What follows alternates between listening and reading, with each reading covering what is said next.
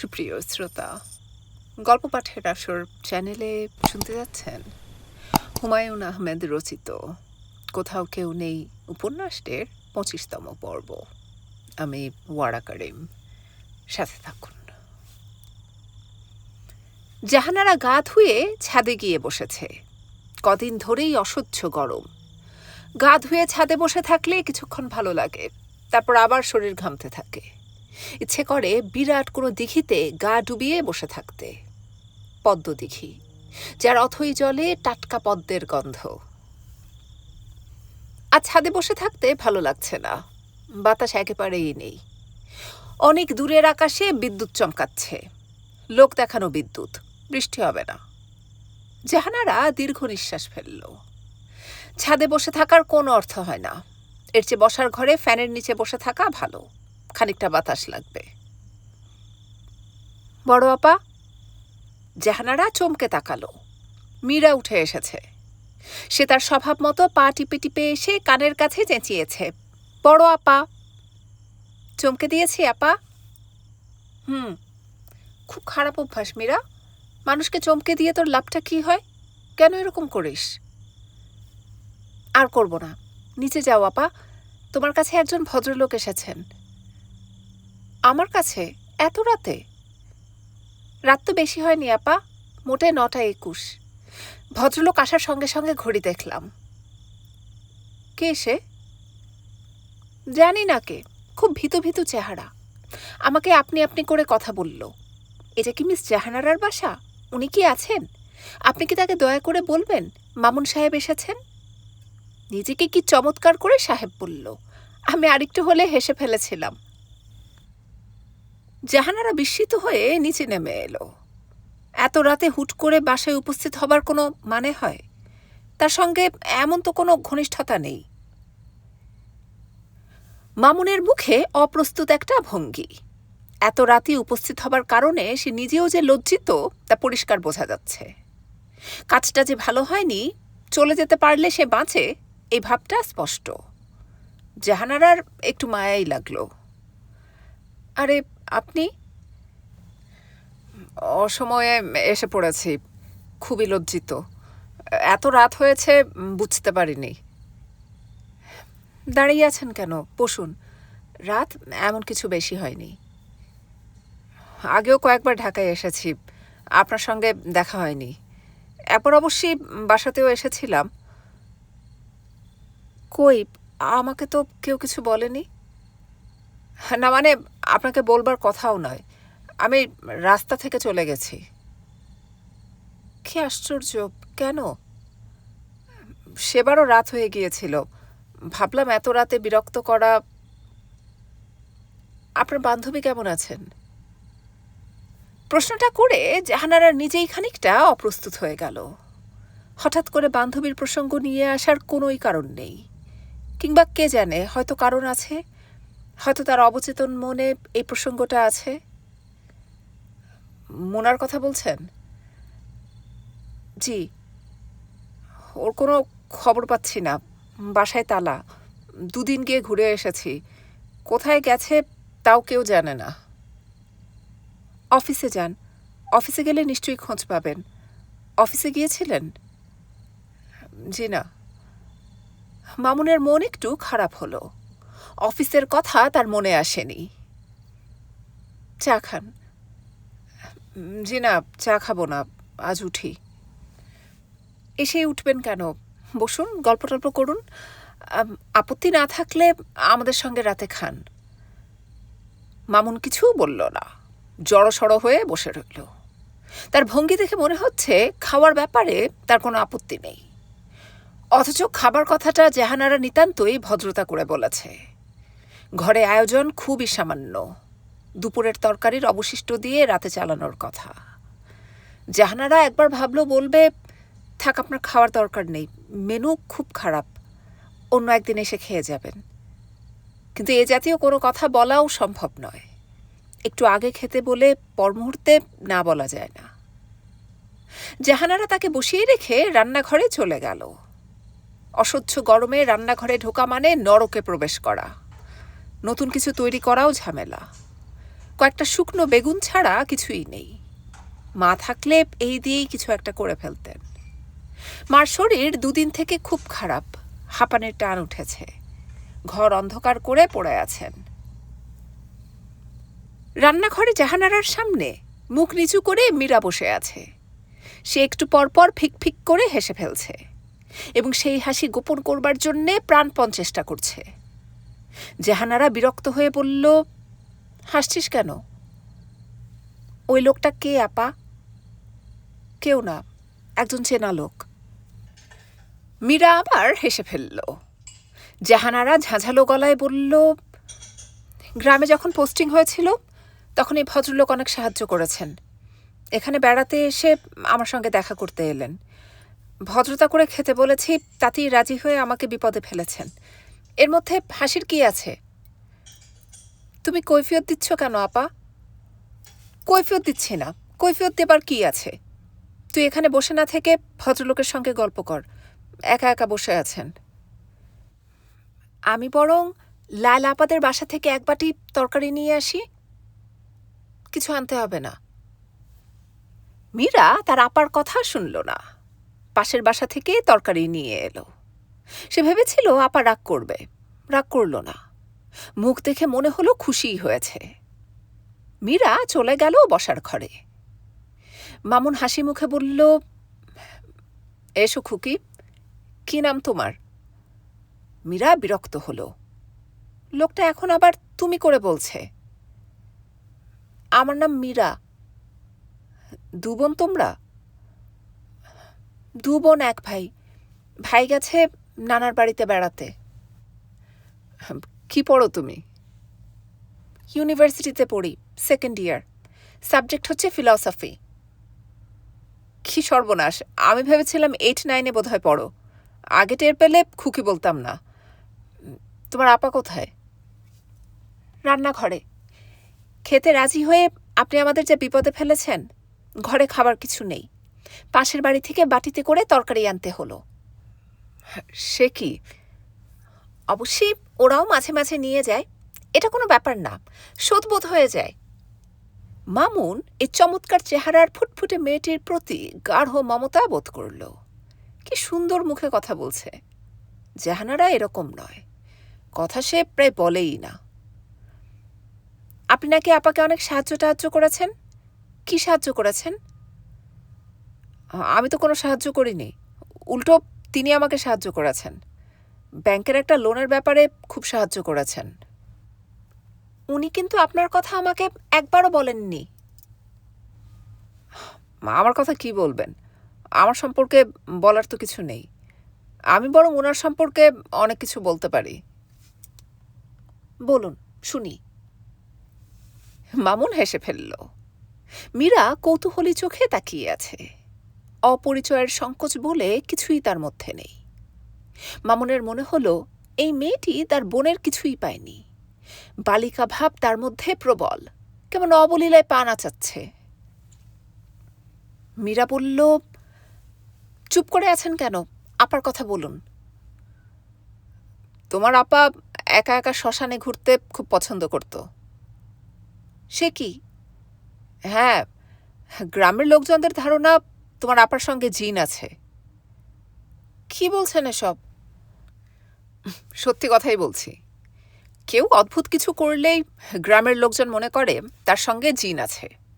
অদ্ভুত কাণ্ডটা সে করছে না, জিন তাকে দিয়ে করাচ্ছে। আপনি কি কখনো জিন দেখেছেন? হ্যাঁ, না, তবে জিন নামানোর একটা আসরে ছিলাম। ওই গল্পটা বলুন। অনেক লম্বা ব্যাপার, আরেকদিন না হয় বলবো। আপনি আবার কবে আসবেন তার কি কোনো ঠিক আছে? আজই বলুন।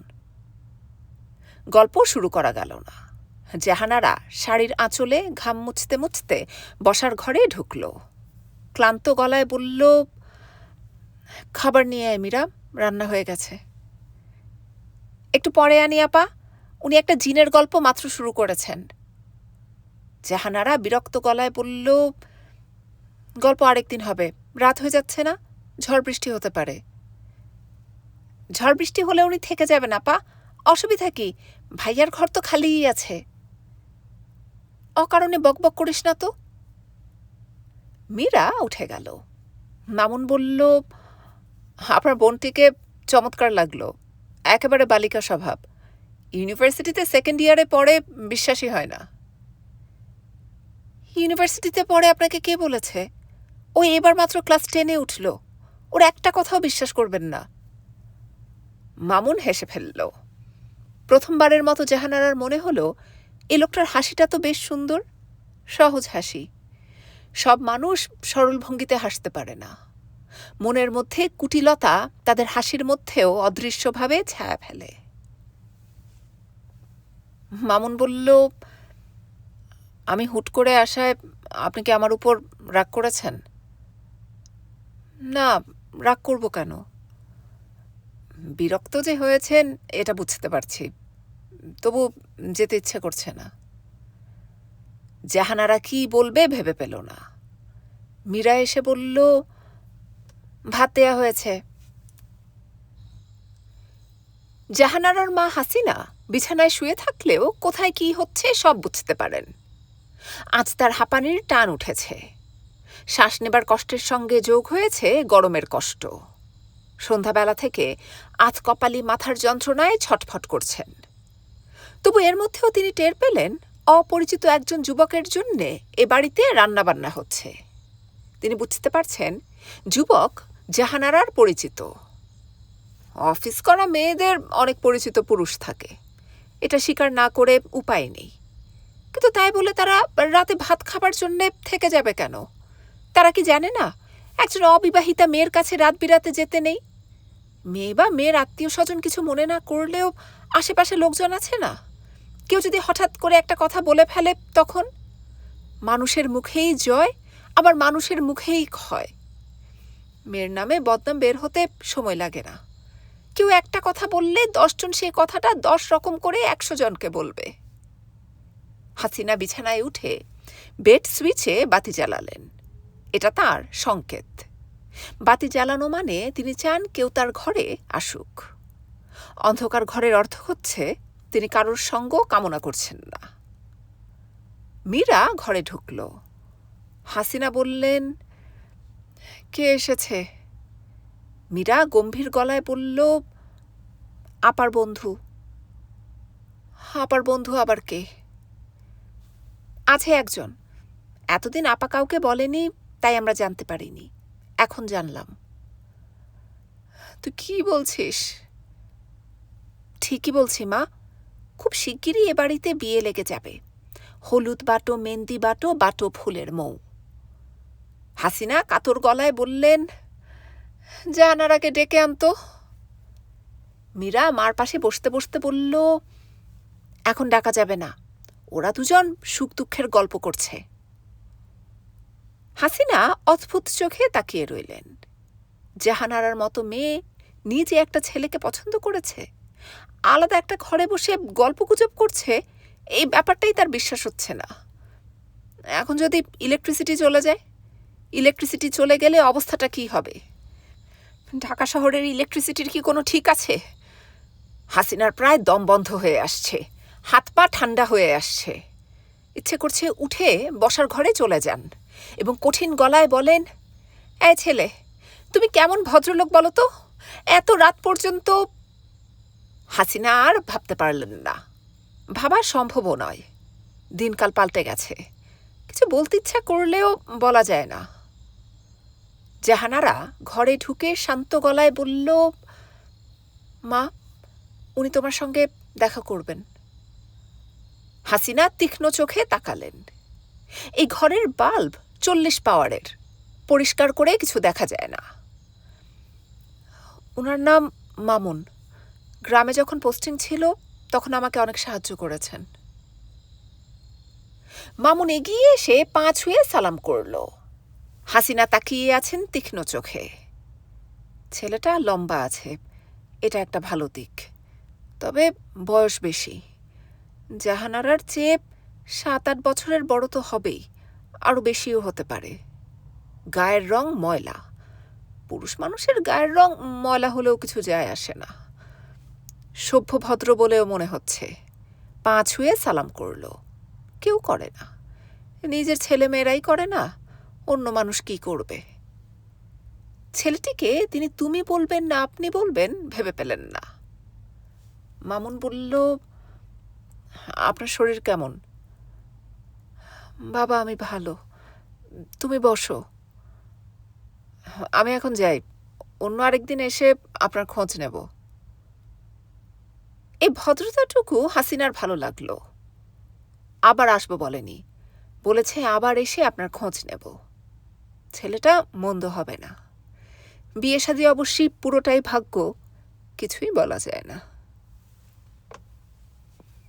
হাসিনা বেশ আগ্রহ নিয়ে বললেন, বসো, একটু বসো।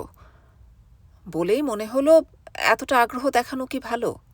মোটেই ভালো না। বসতে চাইলে বসবে, বসতে না চাইলে বসবে না। মামুন বসল না, সঙ্গে সঙ্গেই বিদায় নিল। যাবার আগে আরেকবার পা ছুঁয়ে সালাম করলে হাসিনার ভালো লাগত, করল না। পুরানো দিনের মতো আদব কায়দা কি আর এখন আছে? নেই। ভালো ভালো জিনিস কিছুই থাকবে না। মামুন ঘর থেকে বেরুবার প্রায় সঙ্গে সঙ্গেই ঝমঝমিয়ে বৃষ্টি নামল, মুষলধারে বৃষ্টি। জাহানারার কেন যেন বারবার মনে হচ্ছিল আধ ভেজা হয়ে মামুন এক্ষুনি ফিরে আসবে।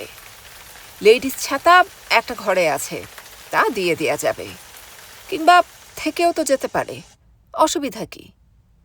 মামুন অবশ্যই ফিরল না। মুনা জহিরের চিঠি পেয়ে নেত্রকোনায় চলে এসেছে। চিঠিতে সে ভেঙে কিছু বলেনি, অস্পষ্টভাবে কিছু কথাবার্তা লেখা, যা পড়ে মুনা চমকে উঠেছে। 7 দিনের ছুটি নিয়ে রওনা হয়েছে। সঙ্গে আছে বাবু। বাবু কয়েকবার ভয়ে ভয়ে জানতে চেয়েছে চিঠিতে কি লেখা। মুনা বিরক্ত হয়ে বলেছে, কিছু লেখা নেই। লেখা না থাকলে তুমি এত ব্যস্ত হয়ে কেন রওনা হচ্ছ? লেখা নেই বলেই রওনা হচ্ছি। কি হলো বুঝতে পারছি না। বেশিরভাগ মানুষই হলো বোকা, এটা গুছিয়ে একটা চিঠি পর্যন্ত লিখতে পারে না।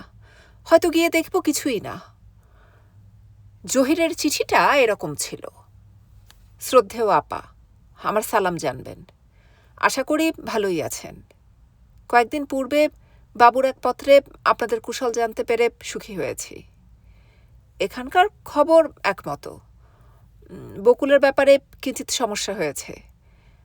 আচ্ছা আপা, বকুলের কি মানসিক অসুস্থতার কোনো পূর্ব ইতিহাস আছে? আমি ডাক্তার হিসেবে জানতে চাচ্ছি, দয়া করে অন্য কোনোভাবে নেবেন না। মাঝে মাঝে সে অর্থহীন কথাবার্তা বলে, তেমন উদ্বিগ্ন হবার কিছু নাই, সাক্ষাতে সব বলবো। ইতি।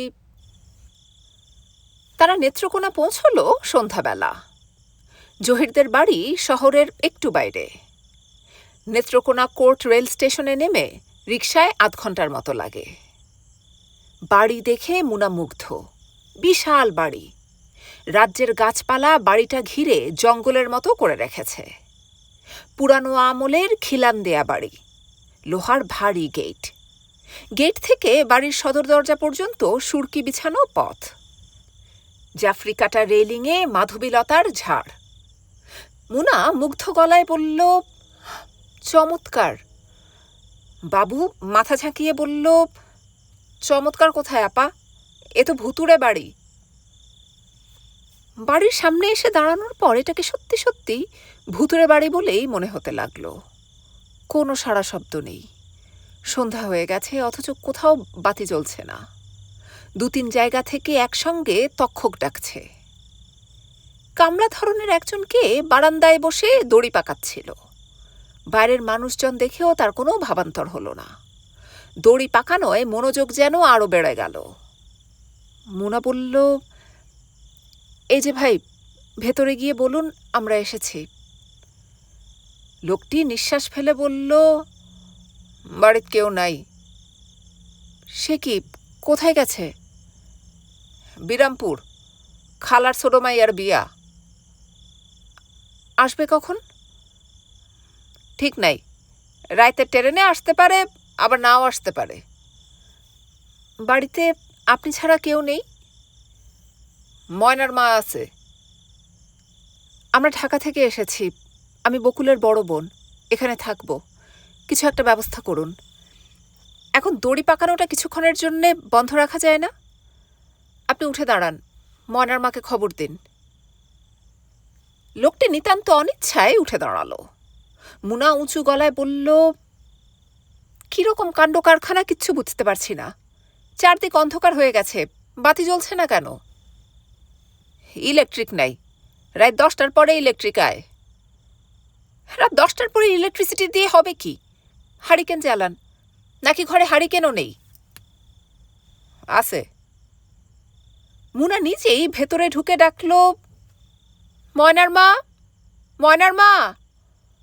বাবু মুনার কাণ্ড দেখে খুব মজা পাচ্ছে।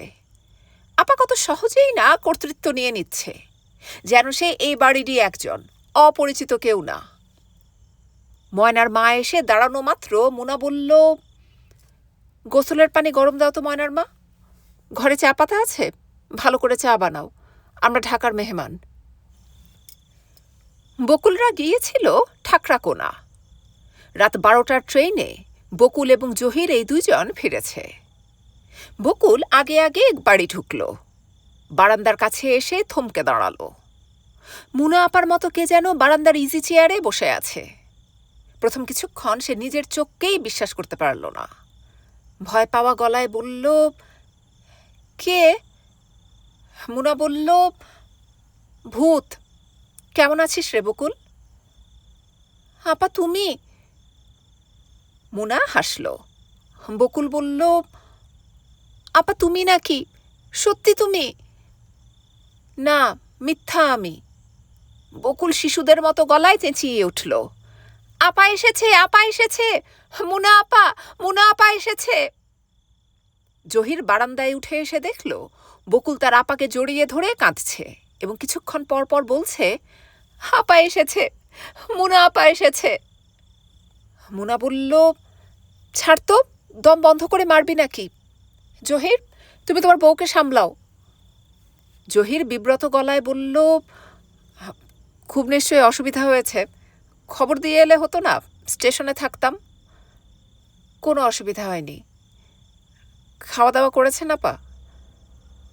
সব কিছু চমৎকার হয়েছে। একা এসেছেন? না, বাবুকে নিয়ে এসেছি। বকুলকে দেখে মুনা বড় ধরনের একটা ধাক্কা খেল। কি রোগা হয়েছে, কি অসম্ভব রোগা। চোখ দুটি বিশাল বড় লাগছে, কেমন অন্যরকম ভাবে জল জল করছে। মুনা তার মাথায় হাত রেখে মৃদু স্বরে বলল, কি হয়েছে তোর? কি আবার হবে? কিছু হয়নি, রোগা হয়েছি, কোনো অসুখ বিসুখ নেই। ডাক্তারকে জিজ্ঞেস করে দেখো। এত রোগাই বা হলি কেন? ঘুম হয় না যে, এজন্যে রোগা হয়ে যাচ্ছি। ও মা গো, বাবু কত লম্বা হয়েছে। ও এত লম্বা হচ্ছে কেন আপা? কিছুদিন পর তো তাল গাছ হয়ে যাবে। বলতে বলতে বকুল হাসতে শুরু করল।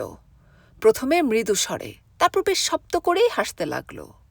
আঁচল মেঝেতে পড়ে গেল। জহির বিরক্ত মুখে তাকাচ্ছিল।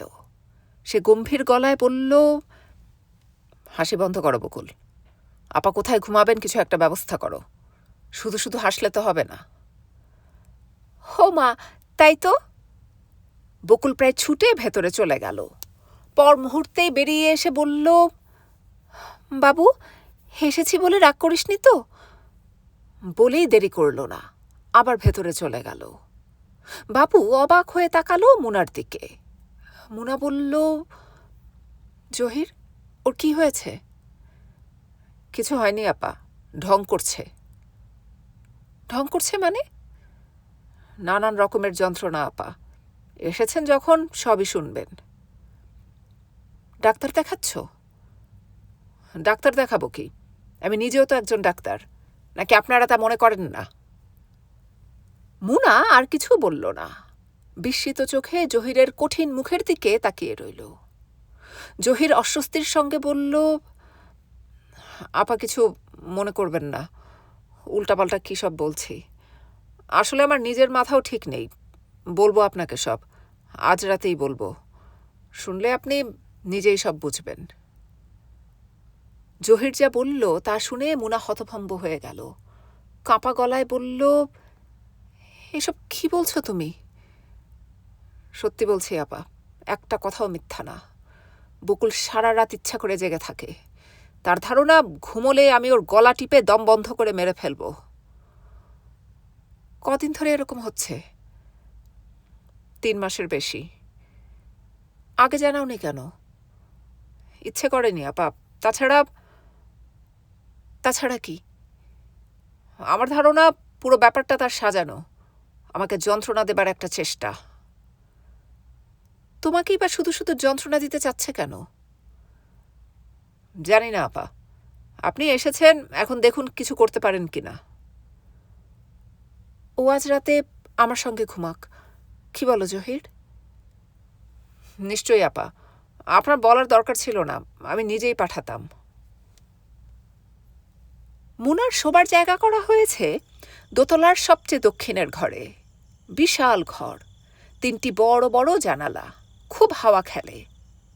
ঘরের ঠিক মাঝখানে বিশাল পালঙ্ক, উঠতে কষ্ট হয় এমন উঁচু। মুনা হাসতে হাসতে বলল, গড়িয়ে পড়লে তো মাথা ফেটে যাবে রে বকুল। বকুল এই কথায়ও মুখের শাড়ির আঁচল গুজে খুব হাসতে লাগলো। কোনো মতে হাসি থামিয়ে বলল, তুমি যে হাসাতে পারো আপা, হাসতে হাসতে পেট ব্যথা করছে। মুনা প্রসঙ্গ পাল্টাবার জন্যে বলল, বাবু কোথায় শুয়েছে? ওর দুলা ভাইয়ের সঙ্গে। আরও ঘর ছিল, একা ঘুমোলে যদি ভয় পায়, সেজন্য ও বলল ওর সঙ্গে ঘুমোতে। তোর শাশুড়ি, উনি কোথায়? আটপাড়া বলে একটা জায়গা আছে, সেখানে গেছেন। ভাটি অঞ্চলে ওনাদের অনেক জমি আছে, সেগুলো দেখাশোনা করতে গেছেন। উনাদের জমি বলছিস কেন? বল আমাদের জমি। বকুল হাই তুলে বলল,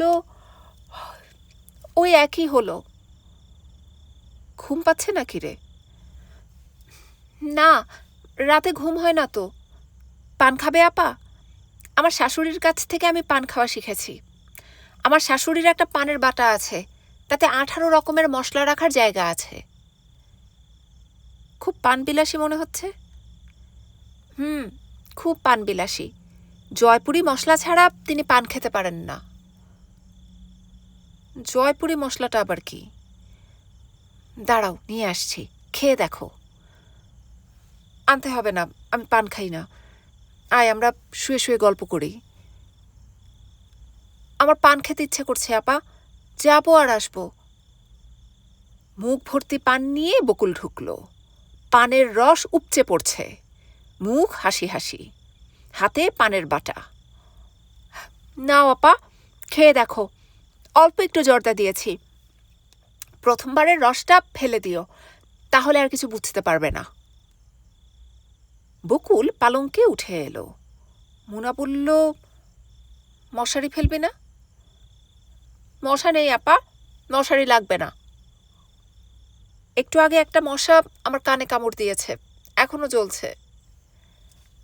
2-1টা আছে, থাকুক না, ওদেরও তো খেয়ে বাঁচতে হবে, তাই না আপা? তা তো বটেই। বকুল পানের বাটা নিয়ে বসেছে, গভীর মনোযোগ দিয়ে পান সাজাচ্ছে, কথা বলছে নিজের মনে। মাত্র কয়েক ঘন্টা হয় তুমি এসেছো, তাই না আপা? অথচ এখন আমার মনে হচ্ছে তুমি যেন এ বাড়িতেই থাকো। তোমার এরকম মনে হচ্ছে না আপা? না, হচ্ছে না। অপরিচিত একটা ঘরে শুয়ে আছে বলেই হয়তো মনে হচ্ছে না। তুই মাঝরাতে পান সাজাচ্ছিস কার জন্যে? নিজের জন্যে। আর কার জন্যে? তুমি তো একটু পরেই ঘুমিয়ে পড়বে, আমাকে জেগে থাকতে হবে।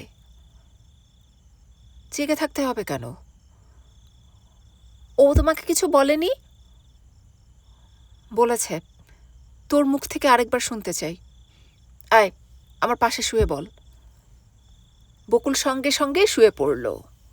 মুনা বাতি নিভিয়ে দিল। বাইরে চাঁদ নেই, ঘরের ভেতর অসম্ভব অন্ধকার, ঝিঁঝি ডাকছে, গ্রাম গ্রাম ভাব।